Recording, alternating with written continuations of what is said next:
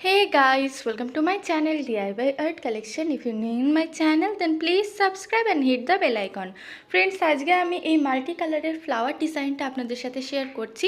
খুব ইজি একটা ডিজাইন, চাইলে খুব তাড়াতাড়ি করতে পারবেন। তো ডিজাইনটি তৈরি করার জন্য এখানটায় আমি প্রথমে স্কাই কালারের উল নিয়েছি এবং আসনের মোটামুটি কর্নার থেকে হাফ ইঞ্চ এবং লম্বায় 2 ইঞ্চ জায়গা ছেড়ে তারপর সেলাই করবেন। তো এখানে কোনাকুনি দিক বরাবর 7টা ঘর কুনে নিচ্ছি। তো এটা 7 নাম্বার ঘর এবং এখানে প্রথম 4টি তুললাম। এরপর ওপরে যেখান থেকে 4 তুলেছি সেখানে নিচের অংশে যেই ঘর দুটো রয়েছে সেখান থেকে এইভাবে কোনাকুনি দিক বরাবর 4 তুলব। এইভাবে কন্টিনিউয়াসলি একটার পর একটা 4 তুলতে থাকবো এবং এখানটায় আমি টোটাল 7খানা 4 তুলব।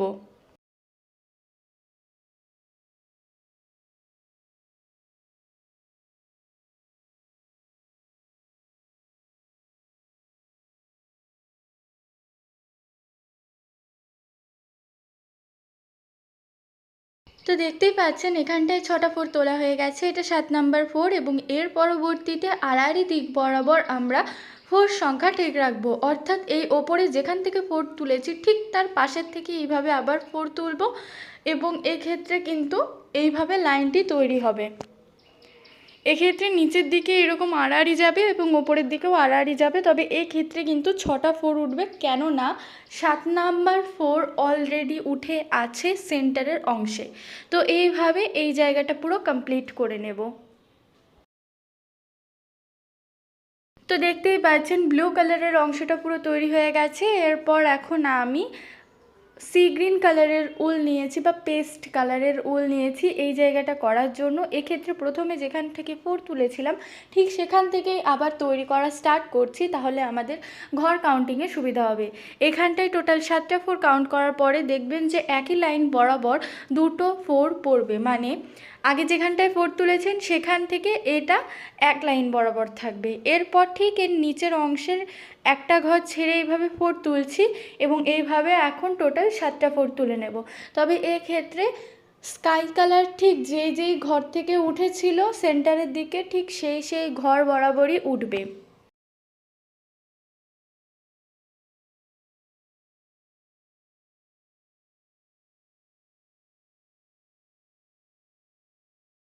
ফ্রেন্ডস, ভিডিওটি যদি ভালো লাগে তো অবশ্যই লাইক শেয়ার কমেন্ট করতে ভুলবেন না। চ্যানেলে যদি নতুন হন তো অবশ্যই সাবস্ক্রাইব করে বেল বাটনকে প্রেস করবেন। তো এখানটায় দেখতেই পাচ্ছেন সেন্টারের যে লাইনটা ঠিক সেটা চলে এলো। তো এটা 7 নাম্বার লাইন। এরপর এর পাশ থেকে এইভাবে আবার 4 তুলছি।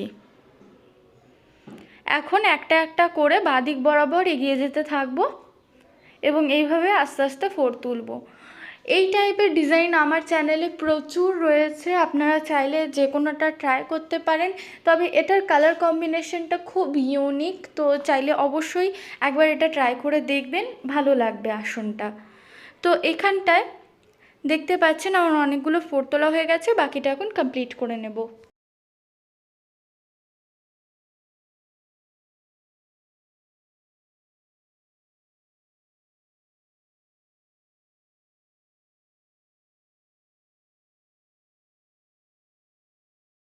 তো এখানটায় বাকি যে 6টা 4 সেগুলো আমার তোলা প্রায় হয়ে গেছে এবং এর পরবর্তীতে আমি এর নিচের অংশে স্টিচটা করব।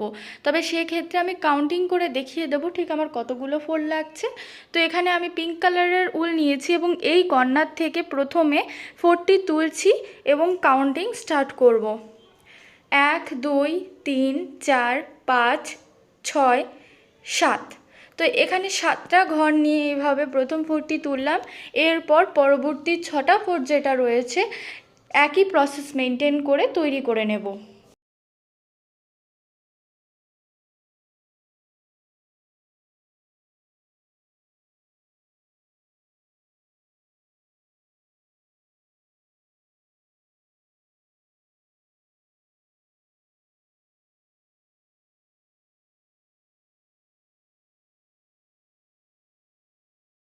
তো তো দেখতেই পাচ্ছেন প্রায় সেন্টারের কাছে চলে এসেছি এবং সেন্টারের পট্টি তুলে নিলাম। এখন আমি লম্বালম্বি দিক বরাবর স্টিচ করব এবং তার জন্য এখন আমাদের সেলাইটিকে নিচের দিকে এক্সটেন্ড করতে হবে।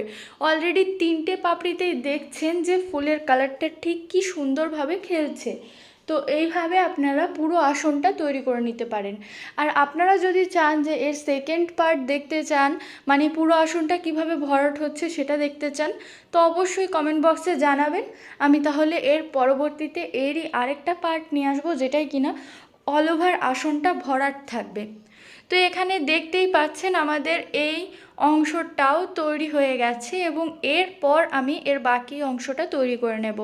এবং তার জন্য এখন আমি পার্পল কালারের উল নিচ্ছি এবং এই কর্নারটা তৈরি করে নেব। তো এখান থেকে আবার আমি 7টা ঘর করে নেব, 1 2 3 4 5 6 7। এবং এখন আমি প্রথম ফুটটি তুলে নিলাম এবং বাকি প্রসেস ঠিক আগের মতোই হবে।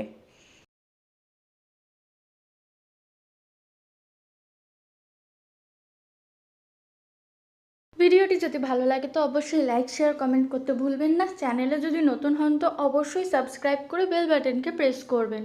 তো এখানটায় আমি লাইনগুলো তৈরি করে নিচ্ছি এবং আপনাদের যদি কোনো ডিজাইনের ডিমান্ড থাকে তো অবশ্যই আমাকে কমেন্ট বক্সে জানাবেন, আমি সেগুলো ট্রাই করব অথবা আপলোড করার চেষ্টা করব।